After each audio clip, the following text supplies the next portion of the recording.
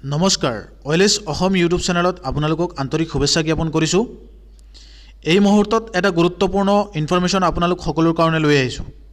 Mission বসুন্ধৰাৰ ওপৰত এটা গুৰুত্বপূৰ্ণ ভিডিঅ', গতিকে আপোনালোক সকলোৱে এই ভিডিঅ'টো গুৰুত্ব সহকাৰে শুনিবা। মিছন বসুন্ধৰা 3.0ৰ কাৰণে মাত্ৰ 3 দিন সময় বাকী আছে। অহা 15 তাৰিখত মিছন বসুন্ধৰা 3.0 বন্ধ হৈ যাব, ষ্টপ হৈ যাব আৰু অনলাইন কৰিব নোৱাৰিব। আপোনালোকৰ মাটিবাৰীৰ কাম কাজ যিবিলাক আছে অনলাইন কৰিব নোৱাৰিব মিছন বসুন্ধৰা 3.0ৰ আণ্ডাৰত। গতিকে এই গুৰুত্বপূৰ্ণ ইনফৰমেশ্যনটো দিবৰ কাৰণে আপোনালোক সকলোৰ কাৰণে এই ভিডিঅ'টো প্ৰস্তুত কৰিছোঁ, কাৰণ মাত্ৰ হাতত 3 দিন সময় আছে।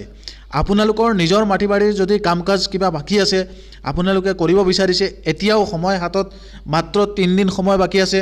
আপোনালোকে ই খাজনা অনলাইন দিব পৰা নাই, আপোনালোকৰ নিজৰ পট্টাৰ মাটিৰ কাম কৰিব পৰা নাই, যিকোনো ধৰণৰ মাটিৰ কামৰ যিবিলাক প্ৰব্লেম আছে আপুনি ইমান দিনৰ পৰা ৱেইট কৰি আছে, আপোনাৰ মাটিৰ কামটো শেষ কৰিব পৰা নাই, এতিয়ালৈকেও সময় মাত্ৰ হাতত 3 দিন সময় বাকী আছে। মিছন বসুন্ধৰা 3.0ৰ আওতাত যিবিলাক ছাৰ্ভিচ আপোনালোক সকলোৰ কাৰণে অসম চৰকাৰৰ ফালৰ পৰা মুকলি কৰি দিয়া হৈছিল, সেইবিলাক ছাৰ্ভিচৰ সেৱা মাত্ৰ 3 দিন সময় হাতত আছে। এই 3 দিনৰ ভিতৰত আপোনালোকে এপ্লাই কৰিব লাগিব, নহ'লে এই ছাৰ্ভিচটো বন্ধ হৈ যাব। কাৰণ মুখ্যমন্ত্ৰী মহোদয় আপোনালোক সকলোকে জনাইছিলে যে তৃতীয়বাৰৰ কাৰণে এইটো ডেট এক্সটেণ্ড কৰি 15 ফেব্ৰুৱাৰীলৈকে ডেটটো এক্সটেণ্ড কৰি দিয়া হৈছিল। গতিকে মিছন বসুন্ধৰাৰ যিবিলাক ছাৰ্ভিচ আছে সেই ছাৰ্ভিচবিলাক, সেই সেৱাবিলাক আপোনালোকে আৰু মাত্ৰ হাতত 3 দিন সময় বাকী আছে। 3 দিনৰ ভিতৰত আপোনালোকে ছাবমিট কৰক, নহ'লে মিছন বসুন্ধৰা 3.0ত আৰু এপ্লিকেশ্যন আপোনালোকে ছাবমিট কৰিব নোৱাৰিব। এই মুহূৰ্তত গুৰুত্বপূৰ্ণ আপোনালোকক খবৰটো দিবৰ কাৰণে এই ভিডিঅ'টো প্ৰস্তুত কৰিছোঁ। আৰু এই ভিডিঅ'টোত আপোনালোক সকলোকে আৰু এটা বস্তু বিষয়ে জনাব বিচাৰিম যে মিছন বসুন্ধৰা 3.0ৰ যিবিলাক ছাৰ্ভিচ অসম চৰকাৰৰ ফালৰ পৰা মুকলি কৰি দিয়া হৈছিল আৰু মিছন বসুন্ধৰা 2.0ৰ যিবিলাক ছাৰ্ভিচ সেইবিলাক আৰু ৰেভিনিউৰ যিবিলাক নৰ্মেল ছাৰ্ভিচ আছে, মাটিবাৰীৰ যিবিলাক নৰ্মেল কাম কাজ আছে, সেইবিলাক কাম কাজ আপোনালোকে পিছত কৰিব পাৰিব নেকি? গতিকে এই গুৰুত্বপূৰ্ণ আপডেটটো আপোনালোক সকলোৱে এই ভিডিঅ'টোতে জানিব পাৰিব। সেইকাৰণে এই ভিডিঅ'টো ভালকৈ আপোনালোকে শুনিবলৈ চেষ্টা কৰিবা, তেতিয়াহ'লে বিষয়খিনি সম্পূৰ্ণকৈ জানিব পাৰিবা। মই স্ক্ৰীণত আপোনালোকক হাইলাইট কৰি দেখুৱাইছোঁ মিছন বসুন্ধৰা 2.0ৰ কেইটামান ছাৰ্ভিচ বৰ্তমানলৈকেও অ'পেন হৈ আছে। ছেটেলমেণ্ট অফ খাছ চিলিং ছাৰপ্লাছ লেণ্ড, এনেধৰণৰ কেইটামান ছাৰ্ভিচ আছে, সেইবিলাক ছাৰ্ভিচ অলৰেডি অ'পেন হৈ আছে, আপোনালোকে সেইবিলাকো এপ্লাই কৰিব পাৰিব। কিন্তু একচনীয়া মাটি যিবিলাক কিনা ক্ষেত্ৰত বেলেগৰ পৰা আপোনালোকে কিনিছে দলিল সূত্ৰে, তেনেধৰণৰ মাটিবিলাক আপোনালোকে এপ্লাই কৰিব নোৱাৰিব, সেইটো টেম্পৰাৰী বন্ধ হৈ আছে। আৰু এটা মই মাৰ্কিং কৰি দেখুৱাই আছোঁ list of service. List of ছাৰ্ভিচৰ ভিতৰত উত্তৰাধিকাৰী সূত্ৰে নামজাৰি, দলিল সূত্ৰে নামজাৰি, পাৰ্টিশ্যন কৰা, এনেধৰণৰ যিবিলাক কাম আছে বা মোবাইল নম্বৰ আপডেট কৰা, নেম কাৰেকশ্যন কৰা, আৰু যিবিলাক একচনীয়া মাটি নিজৰ নামত আছে পট্টাদাৰে নিজৰ নামত এপ্লাই কৰা আৰু শ্ৰেণী পৰিৱৰ্তন কৰা, তেনেধৰণৰ কামবিলাক ৰেভিনিউৰ কণ্টিনিউৱাছ ছাৰ্ভিচ হয়, সেইবিলাক ছাৰ্ভিচ ইয়াৰ পিছতো চলি থাকিব। গতিকে কিছুমানে মোলৈ কমেণ্টটো কৰিছিল যে দাদা মিছন বসুন্ধৰা শেষ হোৱাৰ পিছত আমি এই কামখিনি কৰিব নোৱাৰিম নেকি? কিন্তু মিছন বসুন্ধৰা এইটো এটা স্কিম হয়, এইটোৰ আণ্ডাৰত আপোনালোক সকলোকে অসম চৰকাৰৰ ফালৰ পৰা কেইটামান ছাৰ্ভিচ মুকলি কৰি দিয়া হয় সেই স্কিমৰ আণ্ডাৰত। গতিকে সেই হিচাপে আপোনালোকে সেই ছাৰ্ভিচবিলাক এপ্লাই কৰিব পাৰে। যেনে আপোনালোকে মিছন বসুন্ধৰা 2.0ত যিবিলাক ছাৰ্ভিচ এপ্লাই কৰিছিলে সেই ছাৰ্ভিচবিলাক 3.0ত নাই, কিছুমান ছাৰ্ভিচ ৰিপিট কৰিবলৈ দিছিলে, তেনেধৰণৰ আপোনাৰ ছাৰ্ভিচবিলাক চেঞ্জেছ হৈ আহে, আপগ্ৰেড হৈ আহে।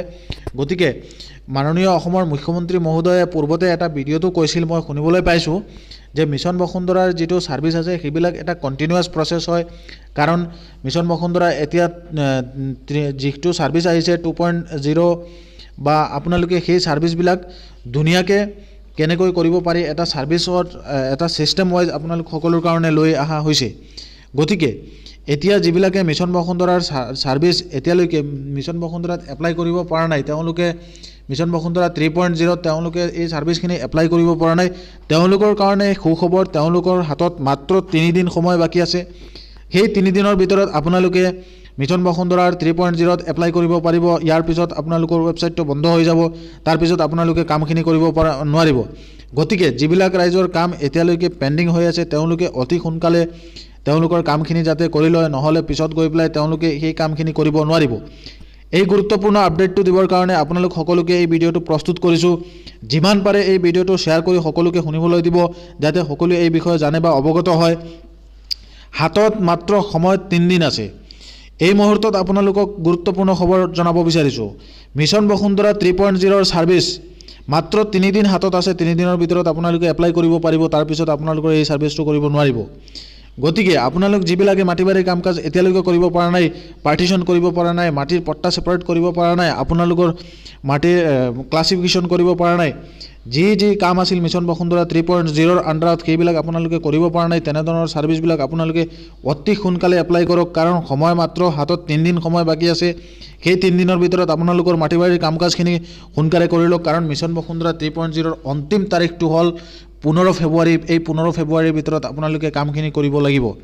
আৰু যদি কৰিব নোৱাৰে তেতিয়াহ'লে আপোনালোকৰ এই কামখিনি কৰিব নোৱাৰিব, আৰু ইয়াৰ পিছত আপোনালোকৰ ৱেবছাইটটো বন্ধ হৈ যাব। তাৰপিছত আপোনালোকে এই কামখিনি কৰিব নোৱাৰিব। কিন্তু মই আৰু এটা গুৰুত্বপূৰ্ণ ইনফৰমেশ্যন দিব বিচাৰিছোঁ এই ভিডিঅ'ৰ যোগেদি। আপোনালোক যিবিলাকে ভাবি আছে যে আৰু ডেট এক্সটেণ্ড কৰিব পাৰে, কিন্তু মুখ্যমন্ত্ৰী মহোদয়ে কোৱা মতে 15 ফেব্ৰুৱাৰী এতিয়া লাষ্ট, আৰু ইয়াৰ পিছত ডেট এক্সটেণ্ড কৰা নহয়। অলৰেডি আপোনালোকক এক্সটেণ্ড কৰি পেলাই এই বস্তুটো ডেট এক্সটেণ্ড কৰি দিয়া হৈছে। গতিকে এই সোণালী সুযোগটো পাই পেলাই যদি আপোনালোকে কামখিনি কৰিব পৰা নাই, তেতিয়াহ'লে মই সকলোকে ৰিকুৱেষ্ট কৰিম অতি সোনকালে কৰক। কাৰণ হাতত মাত্ৰ সময় 3 দিন সময় বাকী আছে। এই 3 দিনৰ ভিতৰত আপোনালোকৰ নিজৰ কামখিনি কৰি লয়। এই গুৰুত্বপূৰ্ণ আপডেটটো দিবৰ কাৰণে আপোনালোক সকলোৰ কাৰণে এই ভিডিঅ'টো প্ৰস্তুত কৰিছোঁ। ভিডিঅ'টো যিমান পাৰে সকলোকে শ্বেয়াৰ কৰি জানিবলৈ দিবা, যাতে সকলোৱে এই বিষয়ে জানিব পাৰে।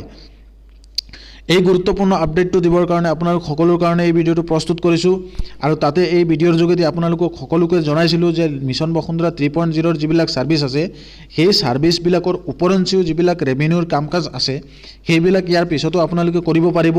কিন্তু বিশেষকৈ মিছন বসুন্ধৰা 3.0ৰ যিবিলাক ছাৰ্ভিচ মুকলি কৰি দিয়া হৈছিল, সেই ছাৰ্ভিচবিলাক আৰু নোৱাৰিব। যেনে আপোনালোকৰ মিছন বসুন্ধৰা 2.0ৰ ৰিজেক্ট হোৱা এপ্লিকেশ্যনবিলাক পুনৰ ৰিভিউ কৰিবৰ কাৰণে, আবেদন কৰিবৰ কাৰণে যিটো ডেট এক্সটেণ্ড কৰি দিয়া হৈছিল, সেই ডেট মতে আপোনালোকে কৰিব পাৰিব, তাৰপিছত আৰু কৰিব নোৱাৰিব। মাটিৰ শ্ৰেণী পৰিৱৰ্তন কৰিব আৰু নোৱাৰিব।